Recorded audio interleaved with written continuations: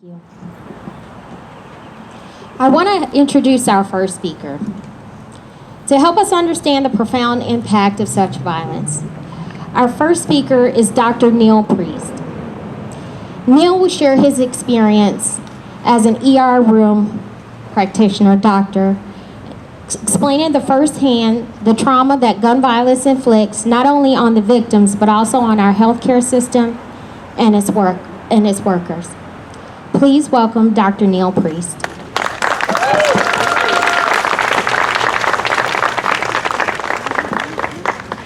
Hello.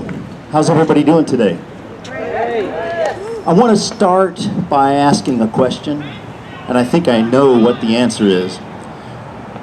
How many people here have either had a family member or a really good friend, or even a friend of a friend, be the victim of gun violence or gun accidents? So it's many, many, many people. And this is the problem, is that it's very, very common in our society, of course. I remember the first time I had thought that I had seen everything, because I trained at Charity Hospital in New Orleans, which is, of course, a giant trauma center, and I thought I'd seen everything. But when I was an intern at Los Angeles County USC Medical Center in the early 80s, I remember coming up, there were several gunshot victims at the same time that showed up, and we all split up into our trauma team. And I remember walking up to this young teenager who had been shot, and I didn't even recognize it as a gunshot wound. And I was just shocked because the person had been shot with a high velocity weapon, which is a totally different thing, and I'll explain that in a second.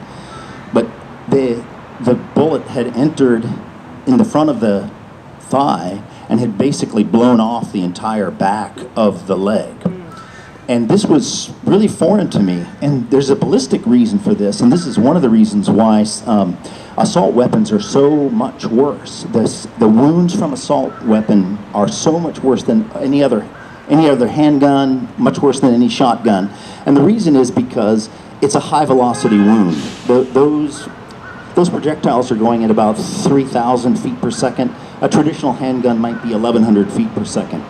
And I know there's a lot of advanced degrees in this crowd, because I recognize so many of you all.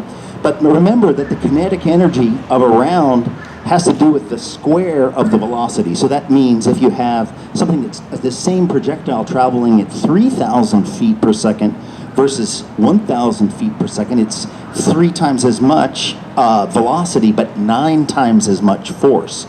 And what happens is it creates a cone of force that then blows out the back part of the wound, and they become devastating wounds. These are unbelievably bad wounds.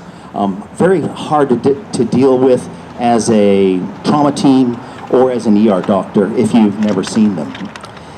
And I can't express enough how sad it is to have to tell a family member that their loved one is going to lose their life or has already lost their life.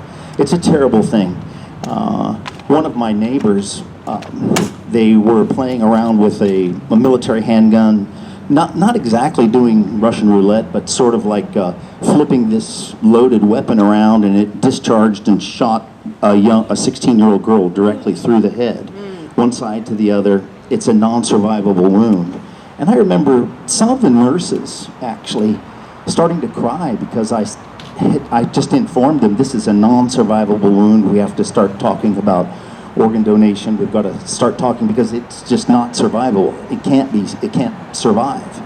And so this type of thing, the reason I asked y'all is because this type of thing is so common in our society, and it happens everywhere. My wife has coined a term recently that instead of Russian roulette, we're going to have to call it American roulette when we go out into the public sphere.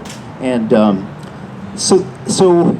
and we all know the answer, right? It's not rocket science. We know the answer. The answer is common sense gun laws, and it doesn't take a stretch of the imagination to know that we should start with really good. Everyone knows this. I don't have to go through the whole list, but But start with common sense red flag laws. People who are showing signs that they are unstable, they should not be having weapons. Or if they've shown a previous penchant for violence, particularly gun violence, they should not be in possession of particularly a weapon of mass destruction. For many parts, the reverberations, the repercussions of this gun violence also goes much, much further into the communities where the violence occurs. For many of these little hospitals who have to deal with these mass casualties, this is the worst thing that these people have ever seen. And a lot of them have PTSD after the fact. It costs a huge amounts of money and resources to take care of gun violence in this country. It's on the order of billions of dollars. And I think that we all have to acknowledge that the place to start with is sensible gun legislation.